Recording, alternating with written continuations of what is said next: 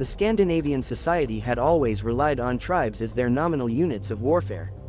As historian Ian Heath noted, the subdivision of such a unit mostly pertained to the extended family or the clan. In essence, the family was considered the fundamental combat group, and these interwoven clans were known as et. Suffice it to say, the intrinsic relation between familial ties and combat rather aided in the induction of a warrior culture within the societal fabric of the Vikings. Simply put, the et trained together, raided together and even fought together in battles. There are also mentions of mass burial grounds that were specifically reserved for the members of the et who died in combat. As can be gathered from the Viking reliance on tribal structure, the basic framework of such a body was centered around the relation between the leader and his followers, who tended to be free members of an extended family. However, there were also instances of artificial tribes that adhered to the notion of the non-blood related loyalty that was expected between a warlord and his band. These artificial clans were mainly forged by landless men who probably belonged to the fringes of Viking society. And gradually such artificial tribes morphed into warrior brotherhoods who made their living through banditry and warfare. Also known as Viking laws derived from Vikings lag, these organizations, clans, became critical to the success of overseas Viking warfare, mainly due to the expansionist tendencies of the later Scandinavian warlords. As a result, they were organized as free companies of mercenaries, with their members comprising experienced soldiers who lived under a strict code of conduct. Interestingly, these military brotherhoods never undertook campaigns on their own. Instead, they presented themselves during summers and relied on patrons like Viking kings and princes who paid high sums for their services in upcoming conflicts, thus initiating a private military contract of sorts. One of the famed and often historically disputed Viking laws was the Jomsvikingelag or Jomsvikings, which were supposedly founded by none other than Harald Bluetooth. Though not mentioned in contemporary sources, their tales were made renowned by later Danish accounts in the famed Jomsviking saga. According to many such literary tidbits, their mighty home fortress of Jomsburg was situated near Wallin, by the mouth of the Oder River. As for their might, the members, ranging from 900 to 2,000 warriors, were always chosen from between the ages of 18 to 50, and they had to prove their prowess in a tough fighting duel known as Holmgang. And after induction, the Jomsvikings were expected to show no fear or tendency to flee even when they were hopelessly outnumbered in actual battles.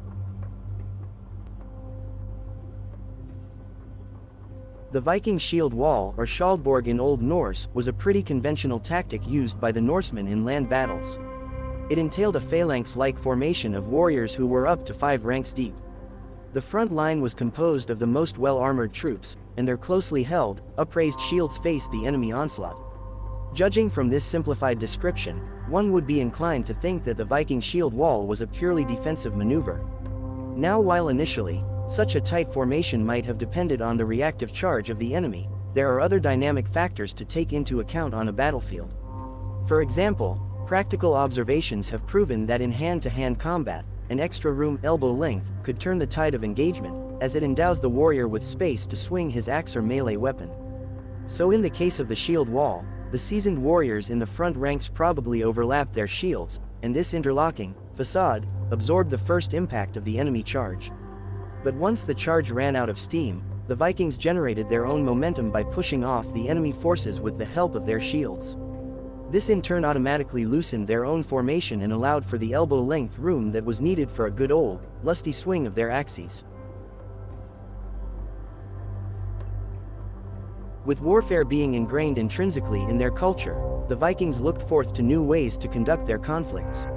According to historian Ian Heath, one of these military measures of the Viking Age pertained to the Haseld Field. In basic terms, it was a chosen battlefield that was intentionally fenced with hazel branches on all sides.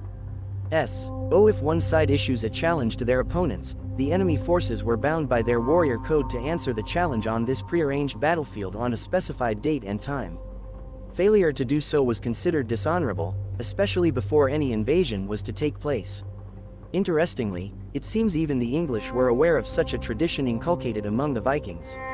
And probably in one instance, King Athelstan took advantage of this warrior norm and issued a challenge to his Viking opponents, whose forces were swelled by Welsh and Scottish allies, at the Battle of Brunanburh, which was supposedly fought in a hazel field in 937 AD. There was a strategic angle to this challenge, with the English king possibly trying to delay the assorted enemy forces from pillaging his territory before their invasion commenced.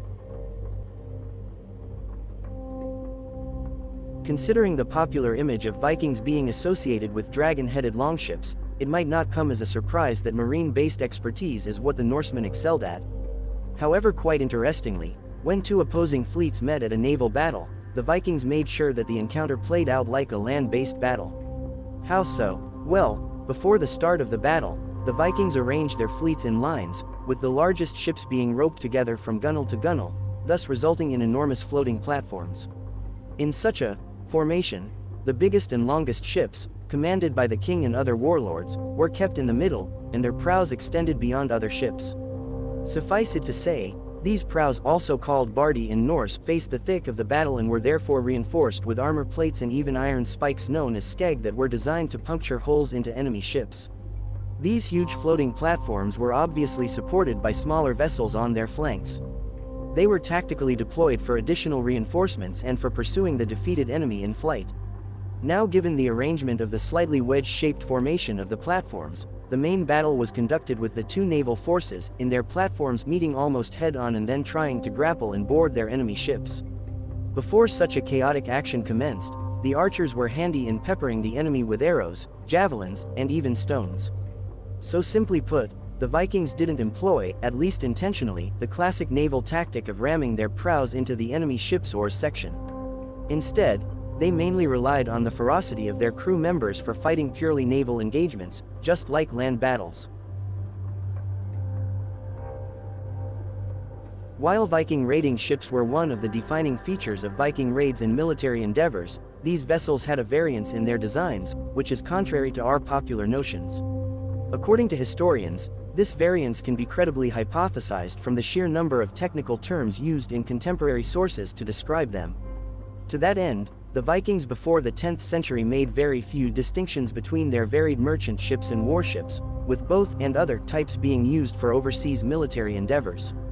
Simply put, the first Viking raids along the English coasts, including the plundering of the Lindisfarne monastery in 793 AD, which marks the beginning of the Viking Age, were probably made with the aid of such hybrid ships that were not specifically tailored to military purposes, as opposed to the special ships showcased in the Vikings TV series.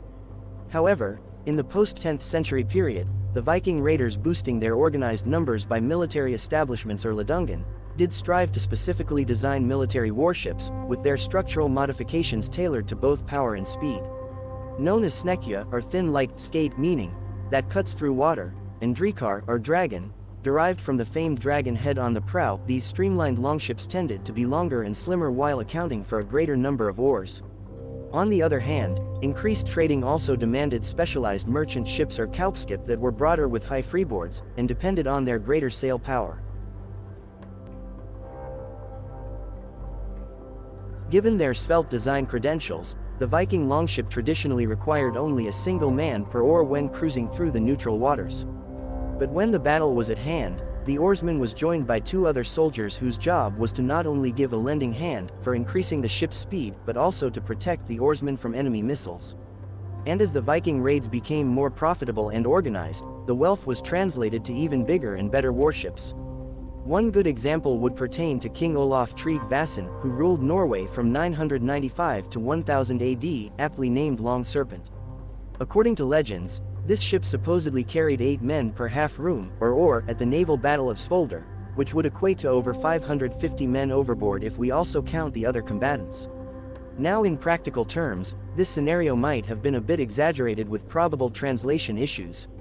But even if we account for 8 men per room, or 4 men per oar, the total number of men that Long Serpent could carry would have gone beyond 300. As the renowned Anglo-Saxon Chronicle documented, the Great Heathen Army, or Heinheer in Old English, of the Vikings descended upon the 4 Anglo-Saxon kingdoms starting in 865 AD. Unlike most Scandinavian raiders, these Vikings entailed a coalition of sorts, with the Norse warriors originating from Sweden, Norway, and Denmark, fighting under a unified banner. According to some legends, they were commanded by the so-called sons of Ragnar Lothbrok, the very same character portrayed in the Vikings TV series. Now while the contemporary source talks about an army of a substantial size, they don't really delve into the actual numbers of the invading forces. However, some modern historians like Pete Sawyer have taken the etymological route in defining what actually constituted an army.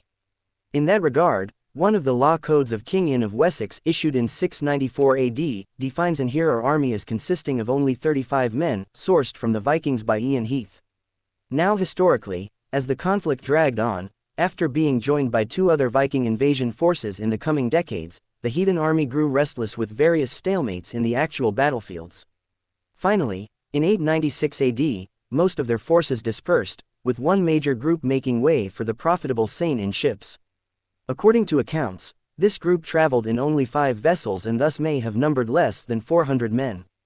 This once again alludes to the total number of men in the actual invasion force, which may have ranged from just 2,000 to 3,000 men, as opposed to their apparent greatness in numbers.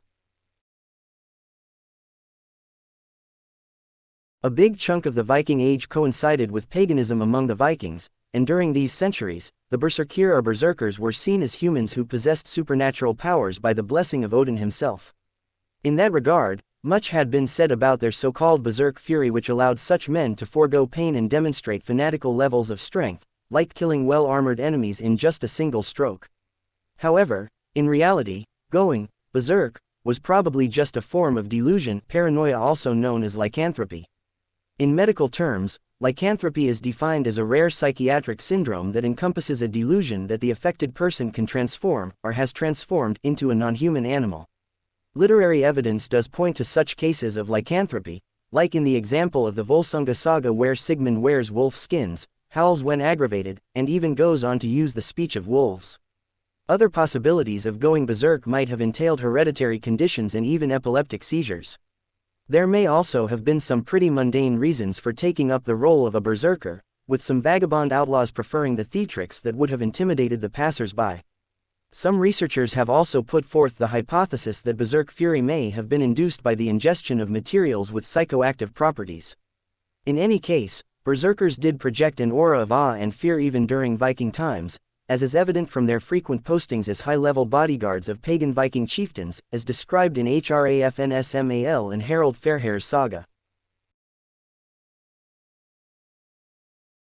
One of the defining features of the invading Vikings, other than their renowned longships, is associated with their rampant use of banners. These war flags or gunnifanes had fantastical depictions ranging from winged monsters to serpents. But the most widely recorded of all Viking standards pertains to their bearing of some raven device. Known as Refin or Raven, these flags were given a special status within the pagan Scandinavian religion. In fact, according to most contemporary accounts, the Vikings believed that the raven standards had the power to impart victory as long as they kept fluttering proudly on the battlefield. Now, from the perspective of religion, this shouldn't be too surprising, since the raven was considered the bird of Odin, the All-Father or Alfr, associated with the supreme god of war and slaughter in various Germanic traditions.